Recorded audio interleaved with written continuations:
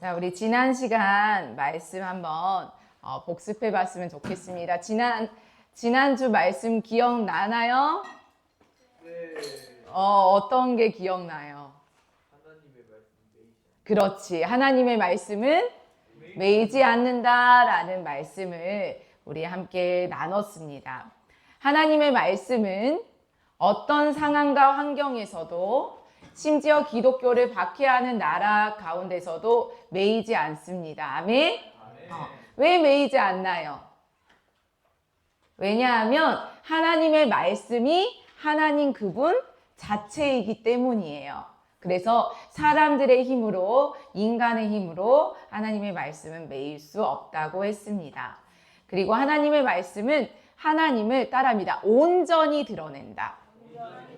네, 하나님의 말씀은 하나님을 부분적으로 드러내는 게 아니라 뭐라고요?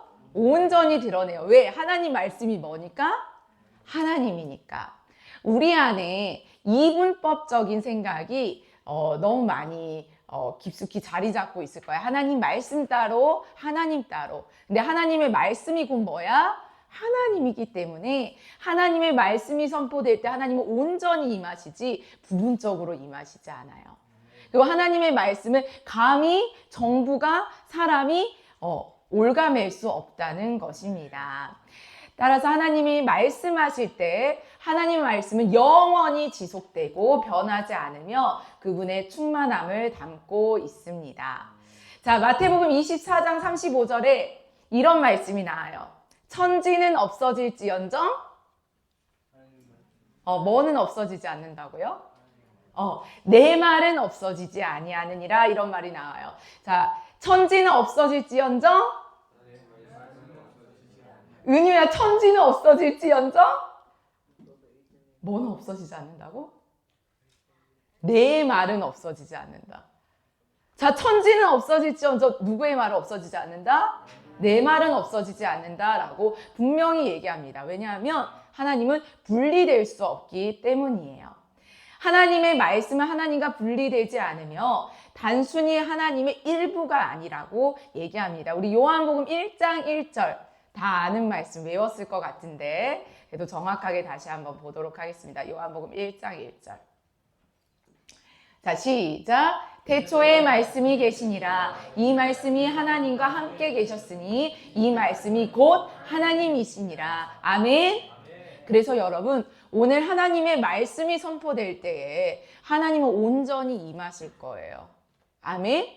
하나님 그 말씀 가운데 당신을 온전히 드러내실 때 여러분이 믿음으로 그분을 받아들이기를 축복합니다. 자, 우리 골로새서 2장 9절도 한번 펴보도록 하겠습니다. 골로새서 2장 9절. 예수님 안에는 뭐가 있다고 얘기하는지. 아멘. 함께 읽어볼게요. 시작. 네, 예수님 안에는 그분의 모든 충만이 육체로 거하신다고 얘기하고 있습니다. 근데 여러분, 하나님의 말씀과 성경책에는 차이가 있어요. 어떤 게 차이가 있을까? 하나님의 말씀과 성경. 하나님의 말씀이 성경이고 성경이 하나님의 말씀인데 차이가 있어요. 어떤 차이가 있을까? 성경은 종이로 된 하나님의 말씀이고 그렇지. 성경은 인쇄된 책이지. 그러니까 이 성경책은 누가 압수하면 매일 수가 있단 말이야. 그리고 이 성경은 누군가 불태워서 없앨 수도 있어요. 근데 이 성경이 담고 있는 하나님의 말씀은 결코 매일 수 없다는 거예요. 그래서 마틴 루터가 이런 얘기를 했어요. 성경은 아이를 감싸고 있는 강포와 같고, 그러니까 아이를 감싸고 있는 이불과 같고, 하나님의 말씀은 뭐다? 악이다라고 얘기해요. 자, 그러면은 아이가 둘러진 강포를 봤을 때 우리는 뭐에 집중해야 돼? 그 안에 뭐가 있구나? 아기가 있구나 라고 집중하는 것처럼 우리는 이 성경책을 통해서 누구를 봐야 돼? 하나님의 말씀을 발견해야 된다라는 거예요. 아멘? 그래서 우리는 성경을 읽을 때 하나님을 발견하기를, 하나님이 자기를 드러내고 싶기 때문에 그 하나님이 어떠한 분이신지를 알기를 소망하면서 여러분이 성경을 읽어야 된다는 거예요. 그래서 사도 바울은 하나님의 말씀 매이지 않는다. 성경이 매이지 않는다고 말하지 않았어요. 왜냐하면 성경은 불에 타거나 강에 버려질 수 있습니다. 초기 조선의 역사와 같이. 그러나 성경이 우리에게 주는 것은 하나님의 말씀입니다. 그래서 하나님이 말씀하실 때 어떤 것도 제한될 수 없습니다. 왜냐하면 하나님 말씀 안에 하나님이 온전히 임재하시기 때문입니다. 그 어떤 나라도 하나님의 말씀을 막을 수 있을까요? 없을까요? 없습니다. 그 어떤 게 하나님의 말씀을 제한할 수 있을까요? 없을까요? 없습니다. 그래서 하나님의 말씀이 선포될 때마다 하나님이 온전히 임재하시기 때문에 그 하나님 말씀을 믿는 자들이 뭐야? 교회인 거야. 그러니까 교회는 세상이 없앨 수 있어 없어? 없다는 거예요. 왜? 하나님의 말씀이 선포될 때 그 말씀을 기초로 그 말씀을 믿는 자들이 교회이기 때문이라는 거예요. 그래서 이 사실을 알고 있는 자는 두려워하지 않아요. 두려워하지 않아요. 왜? 그 어떤 것도 하나님의 말씀을 폐하거나 그 어떤 것도 교회를 무너뜨리지 못하기 때문이에요. 그 이유는 우리에게 이유가 있는 게 아니라 교회의 기초는 예수 그리스도 그 반석 위에 베드로의 그 고백 주는 그리스도시요 살아계신 하나님의 아들이라는 그 고백 위에 교회가 세워졌기 때문에 교회를 세상이 흩을 수 없다는 걸 우리는 알게 됩니다. 그래서 단순히 하나님의 말씀은 하나님에 대해만 알려주는 게 아니라 하나님의 충만함을 뭐라고요? 하나님의 충만함을 담고 있어요. 우리는 하나님의 말씀을 가볍게 보면 안 돼요. 오늘 하나님의 일부에 대해서 안다가 아니라 하나님은 분리될 수 없기 때문에 하나님의 말씀 가운데 당신의 충만함을 담고 있다고 우리는 믿어야 돼요. 왜? 성경이 그렇게 얘기하고 있기 때문이에요. 그래서 하나님이 그분의 말씀을 통해 모든 일을 하시는 것, 하나님의 말씀은 영원하며 그분과 분리될 수 없다는 것, 하나님의 말씀이 그리스도 안에서 육신이 되었다는 것이 개신교 종교개혁자들이 재발견한 진리이자 개신교의 신앙의 기초라는 거예요. 아멘? 아멘. 그리고 이게 우리에게 현실이 될 때 모든 것이 달라져요. 이게 여러분에게 현실이 되셔야 돼요.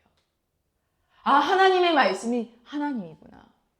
하나님의 말씀은 온전히 그분의 충만함을 드러내시구나가 여러분에게 현실이 될 때 여러분의 현실이 달라집니다. 아멘.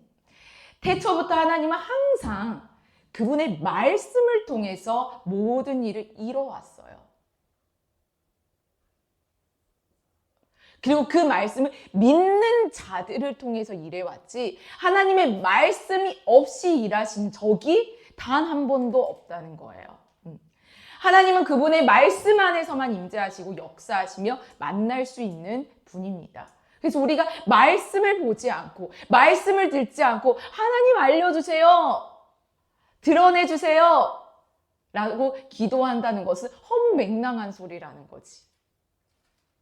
왜? 하나님은 자기 자신을 이 말씀 속에 드러내 보이셨기 때문입니다. 그 어떤 장소나 다른 말, 심지어 정치 집회에서 외쳐지는 기독교인들의 수많은 말 속에 임재하시지 않아요. 유명한 사람들, 멋진 신학교 나온 사람들이 있는 곳에서 하나님은 만나주시지 않습니다. 하나님은 하나님의 말씀을 통해 만나주십니다.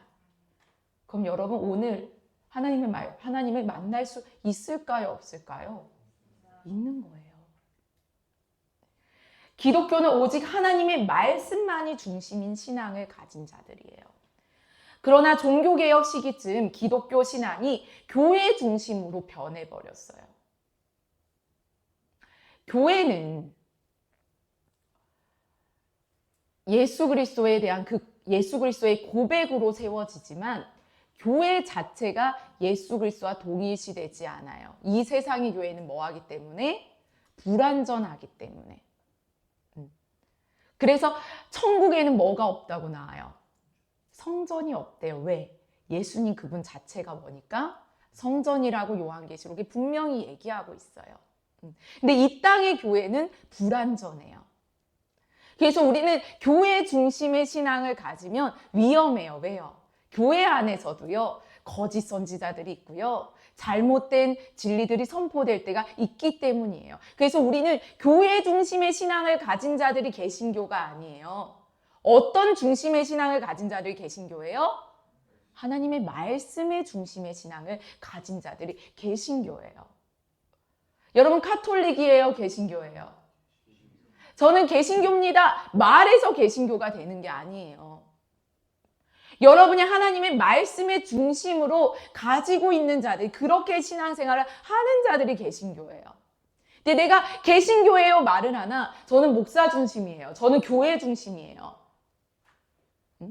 라고 한다면 여러분은 개신교라고 문의는 얘기할 수 있지만 여러분의 뿌리는 카톨릭이라는 거예요.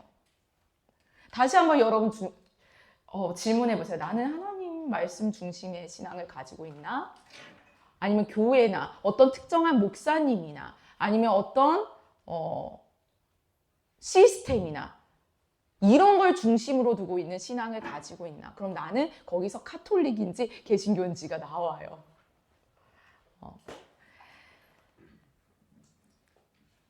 종교개혁 시기쯤에도 이러한 문제가 있었어요. 기독교 신앙이요, 교회 중심으로 변해버렸어요. 그래서 하나님은 교회 지도자들을 통해서만 말씀하시고 임재하시고 역사하시는 분으로 잘못 이해되어 왔어요. 그래서 교회에는 하나님의 일을 수행하기 위한 많은 도구들이 있고 말씀은 그중 하나로 전락을 해버렸어요. 그래 하나님은 찬양을 통해서도 임하고 어떤 유명한 정치 집회에서도 얘기하고 많은 하나님의 말씀에 대해서 많이 연구했던 사람을 통해서도 얘기하고 성경을 통해서도 얘기하지. 성경은 그냥 여러 가지 선택지 중에 하나야 라고 전락하는 순간 교회는요, 정치적인 권력을 가지게 됐고요, 돈을 가지게 됐고요, 건물을 가지게 됐어요. 또한 교회에는 평범한 기독교인이 있고요, 평범하지 않은 훈련받은 구별된 지도자들이 생기게 됩니다. 그리고 하나님은 그 지도자들을 통해서만 일하는 분으로 여겨졌습니다.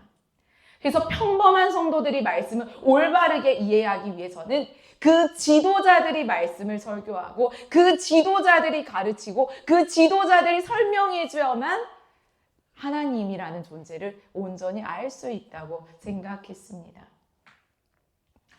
평범한 성도들이 혼자서 성경을 이해할 수 없었고 스스로 성경을 이해하려다가 이단에 빠질 수도 있다라는 명분 때문이었어요.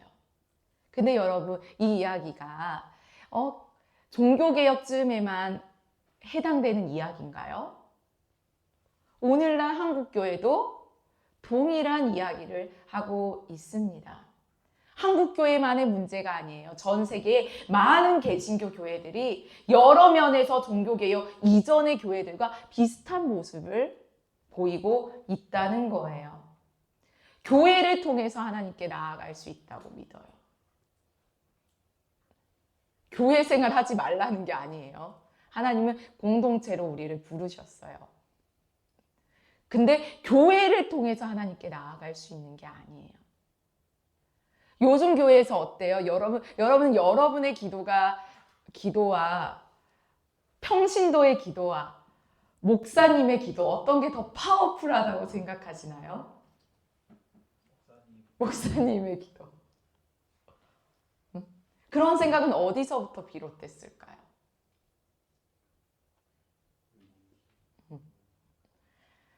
자, 저는 어떤 목사님의 설교를 들어요. 저는 이 목사님의 가르침을 따릅니다. 이 말은 뭐예요? 그분의 가르침은 특별하다. 그리고 그 가르침을 받기 때문에 나도 특별하다라고 얘기하고 있는 거예요. 그래서 일부 목회자들의 유튜브 채널은 기독교인 사이에서 엄청난 인기를 끌고 있습니다. 그래서 어느 순간 성경이요, 목회자의 도구가 됐어요. 목회자가 얘기하고 싶은 것을 성경에서 찾아서 얘기해요. 근데 여러분, 목회자들은요, 성경의 종이에요. 성경의 종이라는 게 뭐예요? 성경이 이야기하고 싶은 걸 목회자가 전해야지, 목회자가 얘기하고 싶은 걸 성경을 통해서 얘기하면 안 된다는 거예요. 그거에 대한 역사적인 문제는 너무 수없이 많이 봤어요. 왜? 히틀러도 뭐를 주장했어요? 하나님의 말씀을 주장했어요. 뭐라고 했어요? 세상의 권력자들에게 뭐하라? 복종하라고 나와 있지 않느냐? 하면서 선동했어요. 근데 이 성경이 누군가의 도구로 전락하는 순간 사람들과 영혼들을 피폐하는 도구가 될 수 있다는 거죠. 우리는 성경의 지배를 받아야지 그 어떤 것도 성경이 수단이 되게 만들 수 없다라는 것입니다. 이 잘못된 방식으로 교회와 목회자들은 하나님의 말씀과 교인들 사이에서 중재자가 돼버렸습니다. 그러나 성경은 분명히 얘기합니다. 오늘 말씀 본문 디모데전서 2장 5절 말씀이에요. 우리 디모데전서 2장 5절 말씀. 오늘 본문 말씀입니다.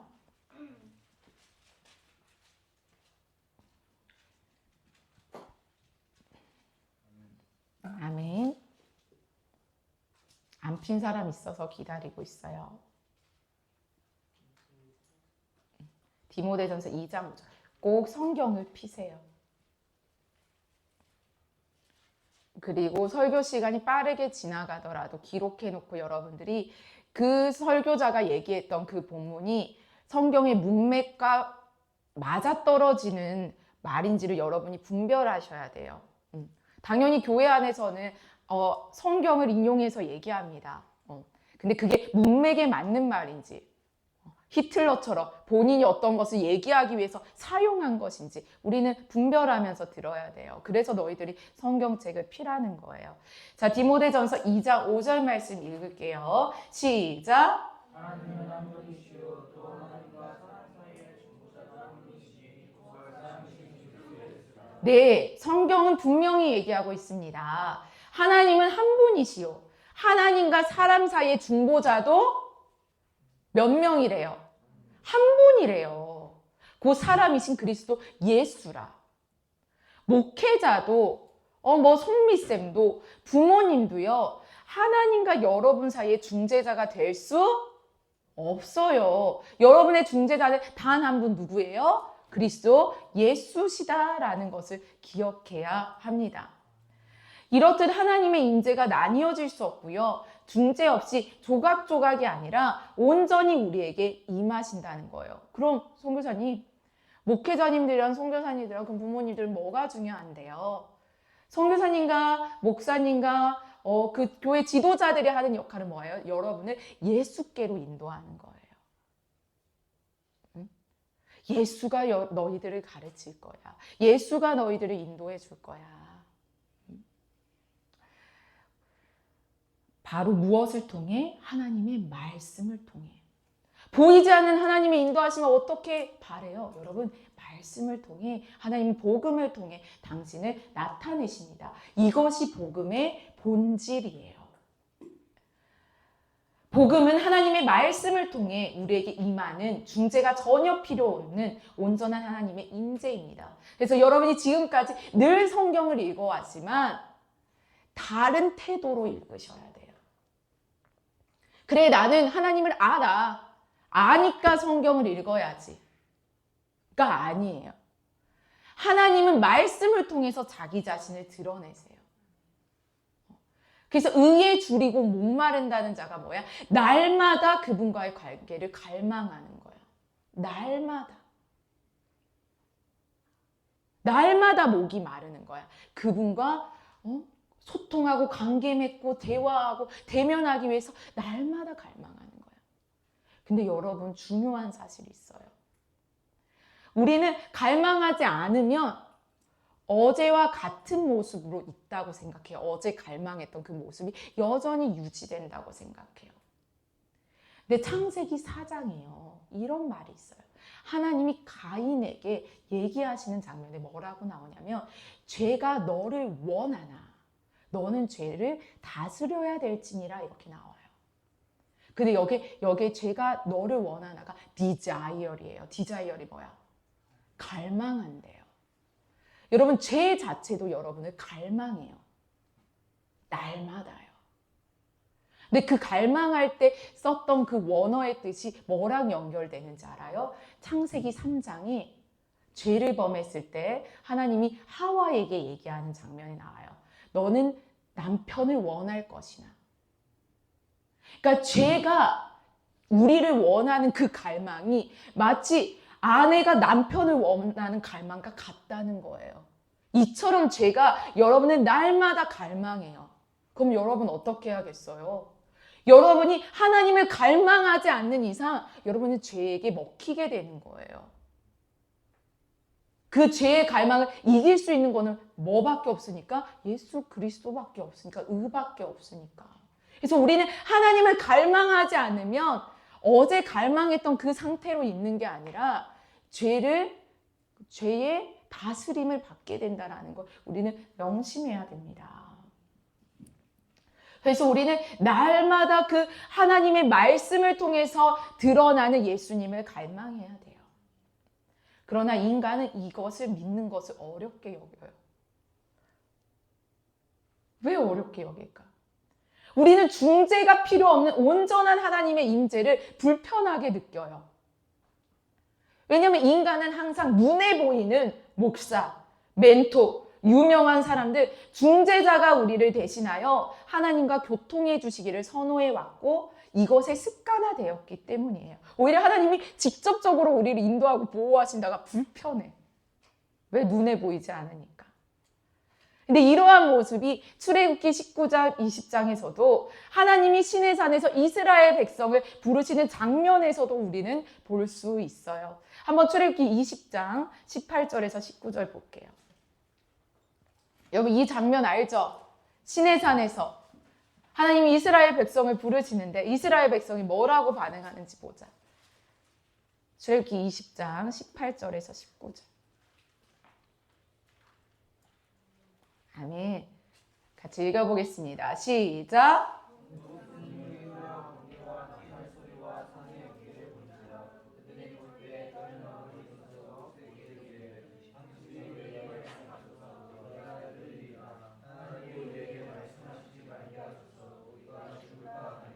네, 여러분 하나님이 우리 가운데 직접적으로 나타나지 않으시는 이유는 그분이 그렇게 나타나고 싶지 않아서가 아니라 우리가 원치 않아서예요. 이스라엘 백성이 원치 않아 했어요. 그래서 하나님은 구약 성경 전반에 걸쳐서 중재자인 모세, 선지자, 왕, 성전을 통해 그분의 백성에게 말씀하세요. 이스라엘에 어떻게 왕이 생겼는지 우리 알잖아요. 어떻게 했어요? 하나님이 직접 인도하시고 통치하시는데 뭐라 그래요? 우리도 눈에 보이는 왕을 달라고. 중재자를 주세요. 누가 요구했어요? 이스라엘 백성, 인간이 요구한 거예요. 여러분 하나님은 오늘도 여전히 우리에게 직접적으로 통치하시고 인도하시고 말씀하기를 원하세요. 근데 그분이 나타나지 않는 건 우리가 그분을 원치 않아 하기 때문이라는 거예요. 예수 그리스도가 오셨음에도 불구하고 오늘날에도 우리는 여전히 하나님이 중재자를 통해 우리에게 말씀하기를 원해요. 그래서 유명한 목회자를 찾아봐요. 그렇죠? 왜? 그분은 특별한 중재자가 돼줄 수 있을 것 같으니까요. 그 뻔히 성경이 나와 있지만 더 좋은 서적을 찾습니다. 성경은 등한시 여기고. 서적이 나쁘다는 게 아니에요. 목회자가 나쁘다는 게 아니에요. 근데 눈에 보여져 하나님이 알려주신 이 성경은 쌍그리 무시한 채 그분들을 의존하면서 살아간다는 거예요. 목회자, 교회 건물, 심지어 기독교의 유명 인사와 정치인들을 통해서 말입니다. 요한복음 3장 19절에 이렇게 얘기합니다. 요한복음 3장 19절. 예수님이 이렇게 말씀하세요. 아멘. 아멘. 자, 같이 읽겠습니다. 시작. 그 정죄된 이것이니 곧 빛이 세상에 왔을 때 사람들이 자기 행위와 악함으로 빛보다 어둠을 더 사랑한 것입니다. 아멘. 여러분, 예수님은 빛으로 오십니다. 믿습니까? 근데 여러분, 예수님은 빛으로 오시지만 이건 우리 인간이 원하는 것이 아니에요. 우리가 원하는 것은 어둠 가운데서 안전하고 성공적으로 인도함을 받기를 원해요. 예를 들어 이런 거예요. 어떤 직업을 선택해야 할까? 어디서 살아야 할까? 어떻게 하면 박해받지 않고 기독교인이 될 수 있을까? 누구랑 결혼해야 될까? 어떤 대학에 가야 할까? 이런 거에 대한 답을 원해요. 근데 하나님이 나의 죄성은 들춰내지 않기를 바래요. 이걸 뭐래요? 어둠 속에서 안전하게 인도함을 받고 싶은 거야. 나를 건들지 않고, 나를 최대한 변화시키지 않고, 나를 드러내지 않는 상태에서 내가 원하는 질문에 대한 답만 받고 싶은 거지요. 근데 여러분, 그리스도는요, 이런 식으로 우리에게 오지 않습니다. 예수님은요, 우리에게 점진적인 깨달음을 주기 위해 오시지도 않습니다. 여러분, 점진적이 무슨 말이에요? 하나씩 조금씩 이렇게 접근하는 게 어디의 방식인지 알아요? 신천지의 방식이에요. 여러분, 그때 그 다니엘 기도회를 통해서 들은 적 있죠? 신천지가 거짓말을 하는 이유가 뭐라고 그랬어요? 빛이 한꺼번에 비치면 실명할 수도 있기 때문에 그 듣는 사람을 위해서 거짓말을 쳐서 조금씩 말씀을 비춰준다, 이렇게 표현해요. 근데 여러분, 이거는 성경이 얘기하는 방식이 아니에요. 하나님은 빛으로요, 곧바로 본인이 비치기 때문에 드러내신다는 거예요. 그분이 비치면 어둠이 완전히 쫓아내지는 거예요. 빛이 비칠 때 내가 비치고 싶은 그 부분만 비치우지 않는다는 거예요. 빛이 비치면 다 드러나는 거야. 그래서 예수님이 빛으로 오신다는 거, 우리 안에 내가 비춰지고 싶은 곳뿐만 아니라 숨기고 싶은 곳까지 비치게 되는 게 예수 그리스도께서 빛으로 오신다는 거예요. 그렇기 때문에 우리는 그리스도가 그렇게 오시는 걸 반기지 않습니다. 왜? 빛으로 오시면 우리가 전적으로 악한 존재임이 드러나기 때문이에요. 그래서 우리는 빛으로 비쳤을 때 세상과 구별된 나의 모습만 비춰주기를 원해요. 세상과 같은 부분은 감춰주시고. 우리는 약간의 빛이 있는 어둠을 선호합니다. 마치 손전등처럼 우리가 원하는 곳만 정확히 비춰서 보고 싶은 것만 보고, 나머지 악한 부분은 어둠 속에 그대로 남아있을 수 있도록 말이에요. 여러분도 그러지 않아요? 하나님 비춰주기를 원하세요. 나를 변화시켜 주기는 원하세요. 근데 나의 그 세상과 다를 바 없는 그 영역은 비춰주지 않기를 원해요. 쪽팔리고 창피하고 사실 변화되고 싶지 않거든요. 그 부분은 여전히 세상의 정욕을 즐기고 싶거든요. 그래서 여러분, 정치 문제도 이렇게 불거지는 거예요. 우리가 정치적으로 이슈화되는 것들이 물론 성경적이지 않는 영역에서 싸우고자 하는 그 부분이 있는 것은 맞습니다. 근데 우리가 그 정치적으로 내가 세상은 이게 틀리고 나는 이게 맞아, 이 영역이 맞아 라고 정치적으로 싸운다고 해서 나는 완전히 비친 게 아니에요. 그래서 우리가 정치 문제에 싸울 때 우리가 기억해야 되는 건 뭐냐면, 나는 그래서 의로와 이것을 경계해야 돼요. 하나님은 우리에게 부분적으로 비추시는 게 아니라 뭐라고요? 전체적으로 비추신다는 거예요. 여러분, 성혁명이 오래전에 들어왔어요. 그래서 지금 우리나라도 이 지경까지 오게 됐어요. 근데 우리는 동성애 반대합니다. 기독교인들이 반대합니다. 근데 꽤나 많은 기독교인들이요, 동성애는 반대하지만 성혁명에 대해서 동참하고 있어요. 합의하에 성관계가 이루어지면 결혼 전에도 마음껏 해도 되는 거 아니야? 그거는 교회 안에서 동의합니다. 근데 그게 동성애랑 뭐가 다르냐는 거예요. 동성애가 왜 잘못됐어요? 그 성이 하나님께서 주시는 건데 자기 맘대로 그렇게 결정하는 건 잘못됐다를 주장하는 거잖아요. 근데 그건 반대하면서 뭐예요? 교회 안에서 합의하에 결혼 전에도 성관계하고 이거는 괜찮아. 이건 동의한다는 거예요. 하나님은 우리에게 이렇게 부분적으로 비추시지 않는다는 거예요. 그래, 동성애는 잘못됐어. 근데 이건 괜찮아. 이렇게 하지 않으신다는 거예요.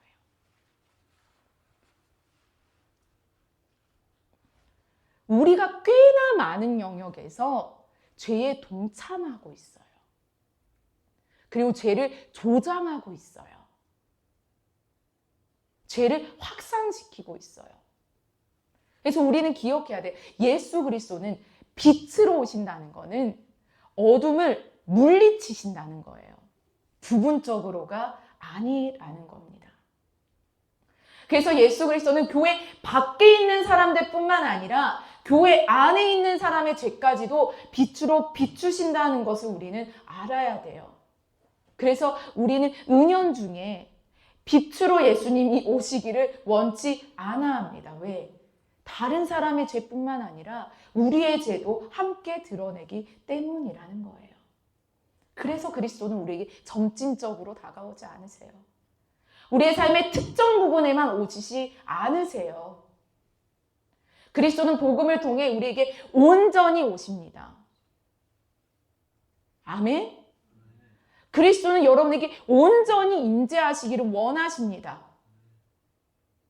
근데 그걸 누가 거부해요? 우리가 거부하는 거예요. 하나님 오실 거면 부분적으로 오시고요. 아니면 오시지 마세요. 하나님 필요할 때만 오시고요. 지금은 좀 오시지 마세요. 복음은 하나님의 말씀을 통해 우리에게 임하는 다른 중재가 필요 없는 온전한 하나님의 말씀, 하나님의 임재로 세상을 비춥니다. 이제 어둠은 세상 어디에도 숨을 곳이 없습니다. 우리는 복음을 이런 식으로 생각하는데 익숙하지 않아요. 왜? 우리가 늘상 생활해 왔고 들어왔고 해석해 왔던 방식이 세상과 똑같기 때문이에요. 근데 우리는 복음을 하나님에 대한 메시지로 생각할 뿐 하나님의 실질적인 임재로 생각하지 않습니다. 여러분, 하나님의 말씀이 선포될 때 하나님은 임재하십니다. 아멘? 믿으십니까? 그럼 여러분 아멘으로 화답하세요. 아멘? 나는 여러분에게 호응을 원하지 않습니다. 근데 그것에 믿으시면 아멘 하세요. 사실 우리는 대부분 복음을 우리의 구원을 위한 지침으로 생각합니다. 요즘 기독교인들은 그리스도가 주로 우리 마음 가운데 들어오신다는 생각하는 나쁜 습관이 있어서 복음을 현재와 죽음 이후에 우리에게 내적인 평화를 주는 정도로만 해석해요. 그래서 우리는 복음이 나의 삶을 송두리째 바꾸는 걸 원치 않고 그냥 구원만은 주기를 원하는 지침서로 생각합니다. 근데 주님께서 우리 안에 거하신다는 내 안에라는 말은요, 내 마음 가운데 거하신다는 말로 국한되지 않아요. 내 전적인 부분에 임하신다라는 걸 의미해요. 내 행동까지도 임하신다라는 걸 의미한다는 걸 여러분 기억해야 돼요. 그래서 우리는 성경 읽을 때도 내 마음으로 국한해. 근데 마음은 하나님 원해요. 근데 행동이 안 따라줄 뿐이에요. 이렇게 생각하는데요.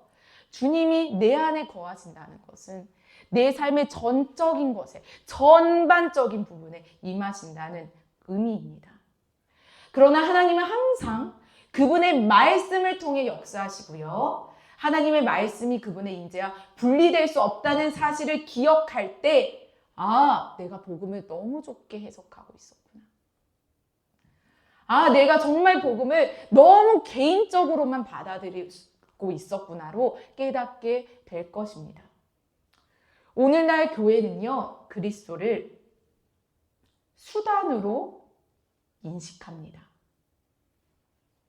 예를 들어 그리스도가 나의 죄를 위해 죽으셨고 그래서 내가 하나님과 영원히 살 수 있어. 많이 들어봤고 해봤죠. 그리스도가 나를 위해 죽으셨고 이제 나는 그리스도를 인해 하나님과 영원히 살 수 있어. 근데 이 말은요, 해석해보면 그리스도는 수단이 되고 목적은 하나님과 영원히 사는 것이 되는 거예요.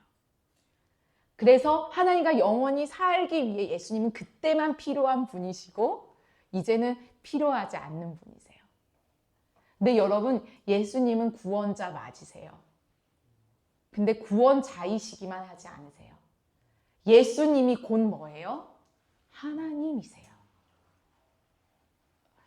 한국 교회는 그리스도보다 기독교적인 삶을 더 가치 있게 여깁니다. 예수님은 특정 생활 방식이나 기독교적 가치를 가능하게 하는 수단이 되어버렸어요. 한국 기독교인들은 특정한 삶의 방식과 가치를 지키기 위해 정치에 관심을 가져요. 왜? 하나님은 이제 다 알아요. 저 복음 알아요. 이제 복음으로 하나님과 관계가 회복됐으니까 이제 이거는 중요하지 않고요. 중요한데 이미 지나간 이야기고요. 이제는 내가 정치에 관심을 가져서 어떻게 세상을 변화시킬지 그거에 관심을 가져야 하죠. 네, 여러분, 우리가 우리의 길 대신 그리스도보다 삶의 방식을 더 중요하게 여길 때에 우리는 진짜 신앙의 목적을 잃어버리게 돼요. 그리스도는 삶의 방식과 기독교 가치와 기독교 나라를 세우기 위해 죽으신 게 아니에요.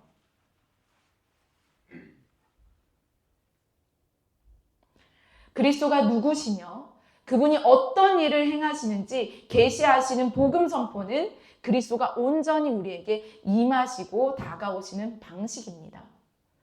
복음은 언젠가 아니면 어딘가에 계신 그리스도를 가리키는 게 아니라 지금 여기에 계신 그리스도를 드러내세요. 여러분, 예수님은 2000년 전에 죽으셔서 그 효력이 있으신 분이 아니라 지금 살아계신 분이세요. 지금 역사하고 계시는 분이세요. 근데 우리는 2000년 전에 십자가를 묵상할 때 우리는 지금 죽으신 예수 그리스도가 아니라 그 죽음에서 부활하신 예수님, 그래서 오늘도 이 세상을 통치하고 계시는 예수님을 바라봐야 될 줄 믿습니다. 우리가 구원받도록 그분은 그렇게 온전히 임재하세요. 그래서 그 하나님이 임재할 때 구원이 임하는 거예요. 구원을 위해 임재하는 게 아니라 하나님이 임하실 때 그 하나님 안에, 예수 안에 구원이 있기 때문에 구원이 임하는 거예요. 복음은 정보가 아니에요. 단순히 정보였다면 그 내용을 알게 된 이후에는 다시 들을 필요가 없을 거예요. 마치 내가 서연이의 이름이 이서연인 거 알았으면 이제 서연이의 이름을 물어보지 않아. 왜? 정보니까, 알았으니까. 근데 복음은 정보가 아니에요. 우리는 다른 것들, 즉 다른 정보나 다른 공포로 넘어갈 준비를 그럼 하면 되었을 것이에요. 근데 오늘날 기독교인들이 복음이나 전도라는 말을 사용할 때 다양한 의미에서 해석해서 그렇지, 현대사회에서 복음은 어떻게 해석돼요?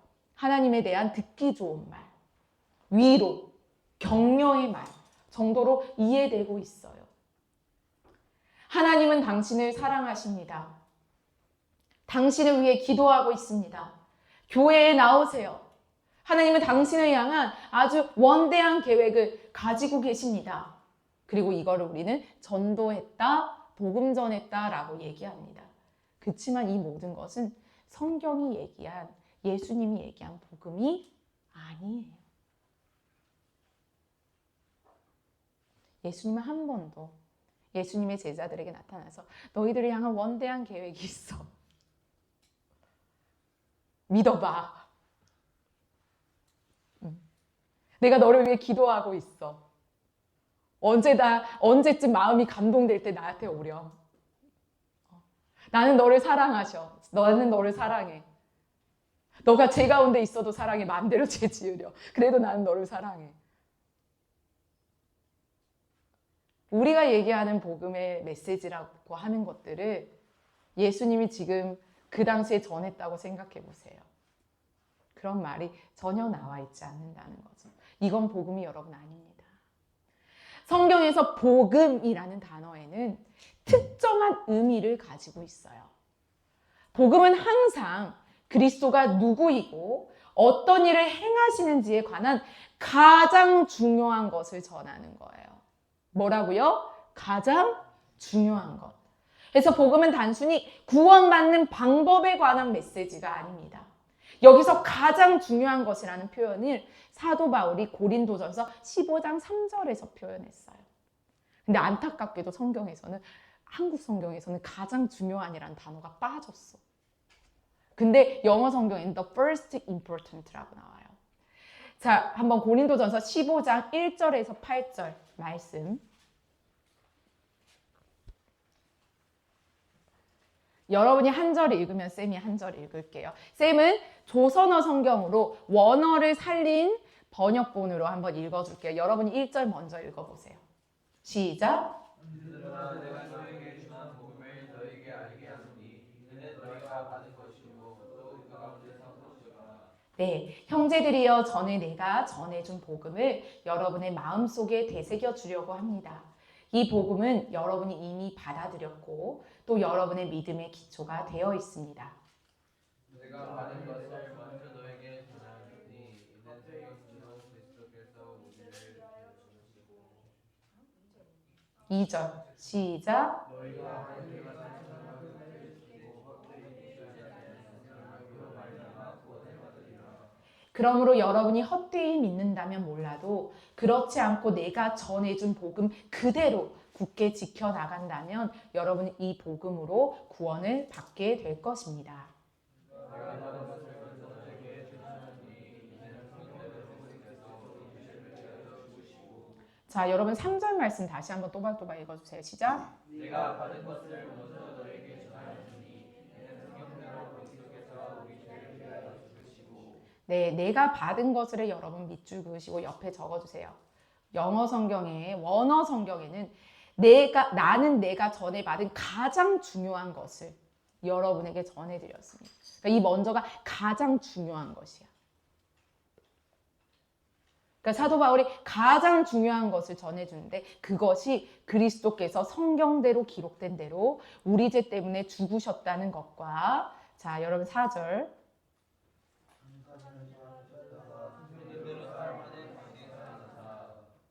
무덤에 묻히셨다는 것과 성경에 기록된 대로 사흘 만에 다시 살아났다는 것과 이어서 그 후 여러 사람에게 나타나셨다는 사실입니다. 그리스도께서는 먼저 베드로에게 나타나신 후에 다시 12사도에게 나타나셨습니다.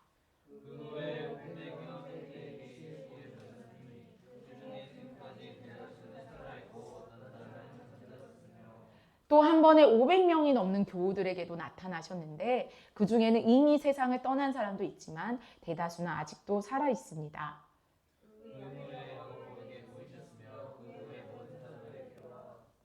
그 후에 야고보에게 나타나시고 또 모든 사도들에게도 나타나셨습니다.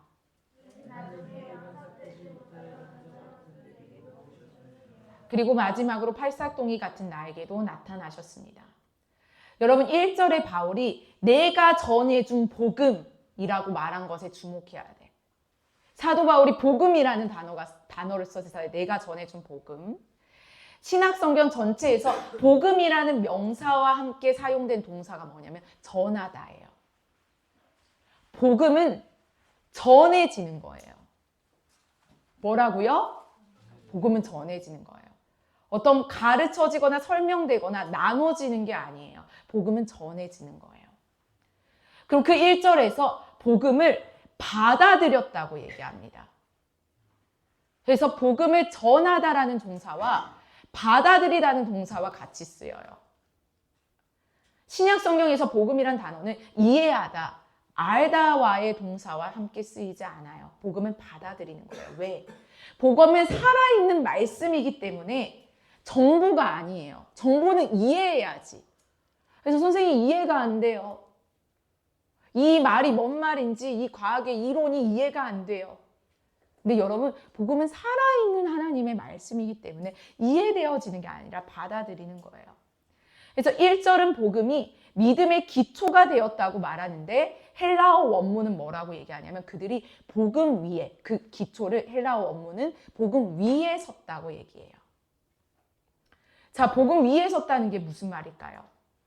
복음을 우선 우리가 받아들이고 그 다음 거를 한다는 게 아니야. 그 위에 쓴 건 뭐야?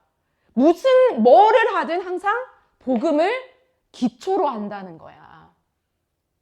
그러니까 복음이 기초가 됐다는 건 처음 시작은 이걸로 하고 이제 필요 없고 나머지 단계를 한다는 게 아니라 늘 복음 위에 쓴다는 게 복음의 기초, 믿음의 기초라는 거야. 뭐를 하든. 그래서 복음을 받아들이는 순간 우리는 마치 안경을 쓴 것처럼 우리 주변의 모든 게 이제 선명하게 보이기 시작해요. 복음을 받아들이는 순간. 나와 세상에 대해서도 선명하게 보이게 돼요.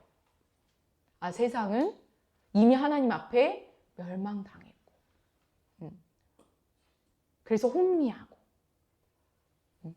그래서 나도 제 권세 아래에 영향을 받고 있고, 그렇지만 이것은 예수 그리스도를 믿는 자들에게는 이 영향력이 무효가 되고, 이것들이 다 선명하게 보이게 되는 거예요. 그래서 복음은 우리가 모든 성경과 모든 현실을 이해하게 해주는 렌즈인 셈입니다. 우리는 복음 위에 서 있는 거예요. 그리고 여기 본문 말씀에서 주목해야 되는 게 바울이 여기서 예수님을 영접한다던가 우리 죄인의 기도, 우리 저를 따라서 죄인의 기도를 합시다. 우리 제단 앞으로 나아가자 이런 말을 하지 않아요. 왜? 우리를 구원하는 게 바로 복음 그 자체이니까요. 그러니까 복음 그 자체가 우리를 구원하는 거지. 죄인의 기도를 드립시다. 우리 제단으로 나아갑시다. 예수님을 지금 영접하세요. 이게 아니라는 거야. 복음을 받아들이는 게 곧 구원을 얻는 것이라는 거예요. 우리는 복음을 받아들이고 그 복음 위에 서서 굳게 붙잡음으로 구원을 받습니다. 복음이 전해지면 그리스도가 온전히 임재하십니다. 이것이 우리가 구원을 얻는 방식이에요. 구원 얻는 방식 따로, 복음 따로, 하나님 따로가 아니야. 이 모든 게 복음이 하나님의 말씀이고 하나님의 말씀이 곧 하나님이시기 때문에 이게 분리될 수가 없다는 거예요. 뒤에 혹시 내 핸드폰 알람인가? 바울은 3절에서 자신이 받는 복음을 전해드렸다고 말하면서 복음이 그 뒤에 뭐라 그래? 그리스도가 누구시며 그리스도가 죽으시고 부활하시고 승천하시고 이 얘기를 합니다. 그리고 그분이 어떤 일을 행하셨는지 가장 중요한 것을 담고 있다고 얘기하는 거예요. 여러분, 가장 중요한 게 성경이 얘기한 바울이 얘기한 그거예요. 너희들이 앞으로 어떻게 살까? 이게 가장 중요한 게 아니라는 거예요. 자, 여러분, 그러면은 그리스도에 대한 가장 중요한 것이 무엇인지는 누가 결정하나요? 그리스도에 대한 가장 중요한 것이 무엇인지.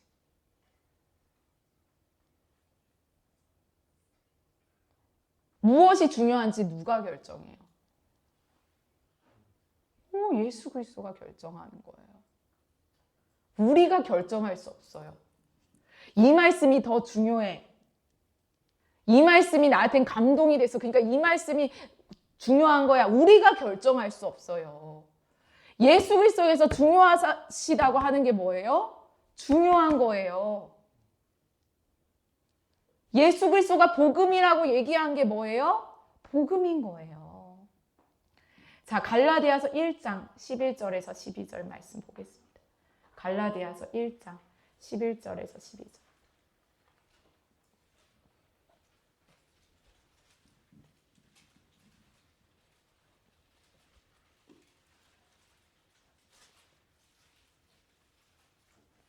잡혔으면 아멘. 갈라디아서 1장 11절에서 12절. 자, 읽겠습니다. 시작.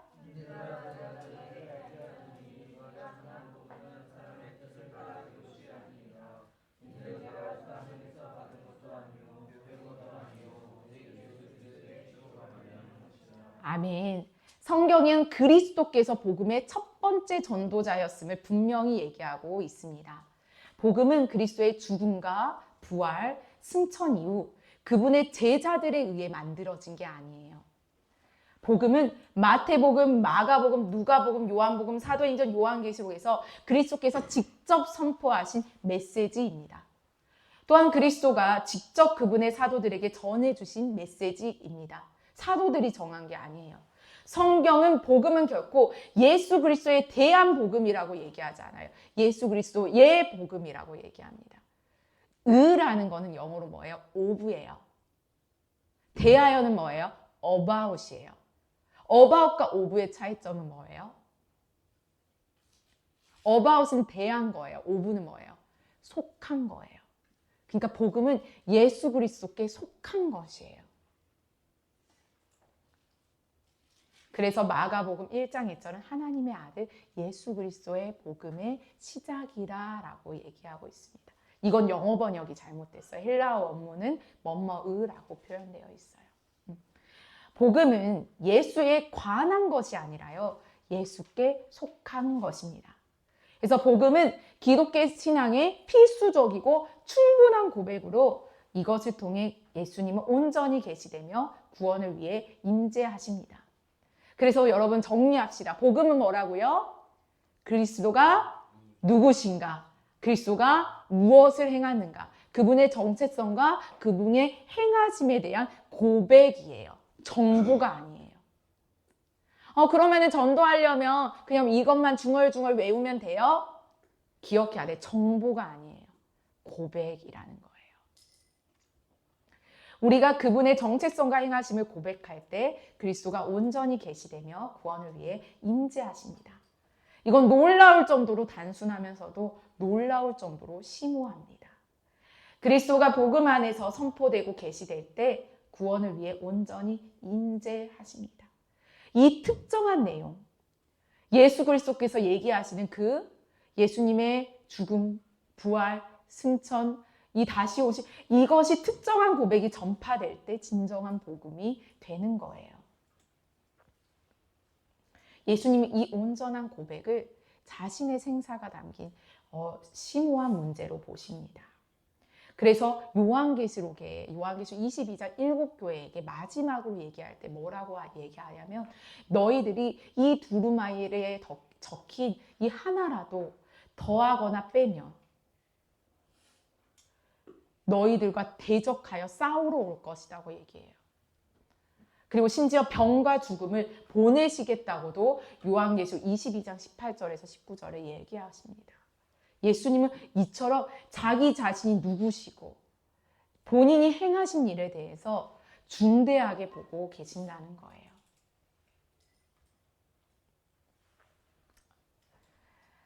우리는 복음이 마치 높은 수준의 가르침이라도 되는 것처럼 나중으로 밀어놓아요. 그런데 복음은 높은 수준의 가르침이 아닙니다. 그건 예수님 전한 첫 번째 가르침이고요. 첫 번째 가르침뿐만이 아니라 교회가 어떤 상황에도 전하도록 허락받은 유일한 메시지예요.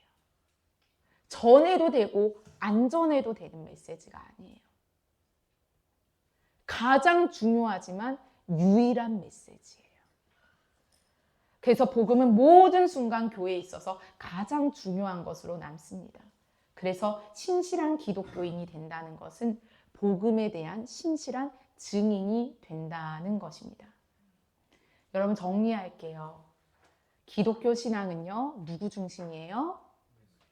예수님, 그리스도 중심이에요. 왜냐하면 진짜 그리스도가 중심에 계시기 때문이에요. 그리스도는 주체뿐만 아니라 그분이 우리의 삶이고 그분이 우리의 삶의 방식이에요. 그분 따로 삶의 방식 따로가 아니에요. 그리스도는 친히 내가 곧 길이요 진리요 생명이라고 얘기했어요. 복음은 우리에게 크신 예수님을 주지 내 마음 가운데만 거하는 작은 예수님을 주지 않으세요. 예수님이 커질수록 여러분의 삶도 깊어질 거예요. 성령도 마찬가지예요. 성령님은 주 예수님의 영이에요. 성령은 말씀을 통해 예수님을 온전히 드러내세요. 결코 예수님께 집중하는 걸 넘어 아버지도 성령님도 본인에게 집중하게 하지 않으세요. 예수께 집중하게 해요. 그래서 여러분, 우리의 소망은 교회 중심적인 사고에서 벗어나야 돼요. 단순히 한국 교회, 우리 교회의 생각에서 벗어나셔야 돼요. 우리는 언제 어디서나 그리스도의 교회가 되어야 됩니다. 아멘? 언제 어디서나 나의 예수님을 넘어서야 돼요. 온 우주 만물의 주관자 되시는 그 크신 예수님을 우리는 예수 그리스도를 믿음으로 소유한 자예요. 세계에서 교회가 가장 빠르게 성장하는 곳은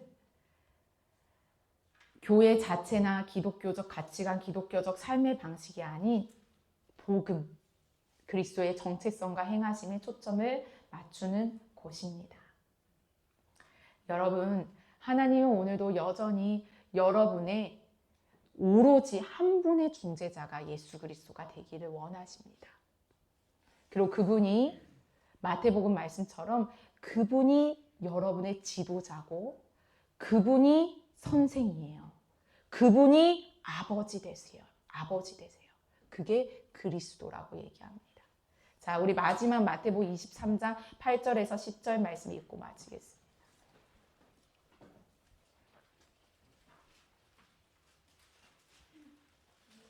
아멘. 읽겠습니다. 시작.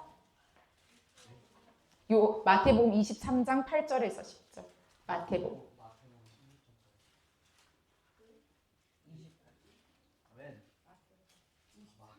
마태복음 23장 8절에서 10절. 아멘. 시작.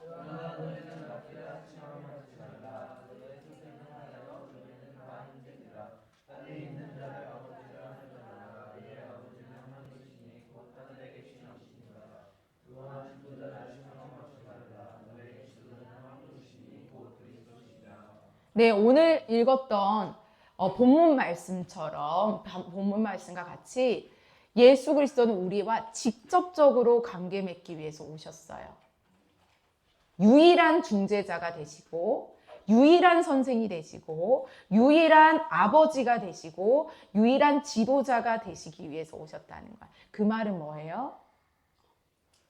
우리를 영원히 책임지시고 영원히 공급하시고 영원히 인도하시는 분은 누구밖에 없다는 거야? 그리스도밖에 없다는 거예요. 이게 여러분에게 복음이에요. 우리가 다음 시간부터는 그 예수님이 말씀하신 그 복음에 대해서 하나하나 배워가도록 할 거예요.